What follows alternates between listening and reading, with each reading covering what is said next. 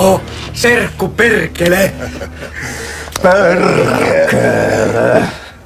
Peko, perkele. Mitä siitä on nyt 4 vuotta? 4? Maailmaa nähnyt mies. Sä puhut nyt ruottiakin. En sanaakaan. Sitä vastaan osastopajat ymmärtää suomea varsin hyvin. Ja loput viittomakielellä. Se on tasan viimeinen kerta, kun mä istun. Tästä lähtien mä jätän mitään puolitie. Mitä sä tarkoitat? Miten sä tarkoitat? Sitä niin, että yksikään lintu ei laula, jos nokan päällä on muutama kuutio multaa.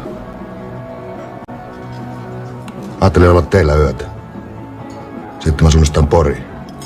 Siellä on yksi vanha kaveri Kakolasta. Hän katsomassa, olisiko sille keikkaa tarjolla.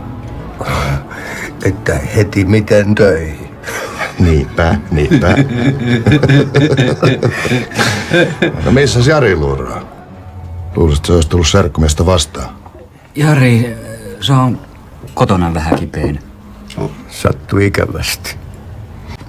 Sähän tiedät, että meillä on aina ollut vähän sanomista ton Lindemanin heimun kanssa. No niin ne sit meni ja potki Jarista melkein ilmapihalle. Se on huono. Saatana tikit ja kaikki. Voi perkele. Ei no totta. No mikä no? Lindemani, perkele.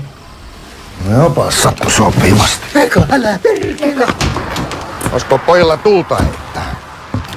Mitä sie maksat? Lähtisikö vitossa? Se on sit taas rahaa. Nyt sie karsi! Näin on.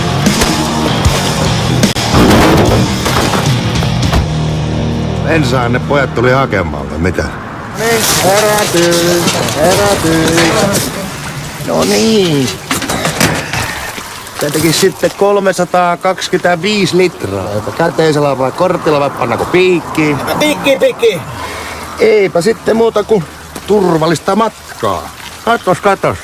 Olihan mulla täällä sykkäri. Mennään!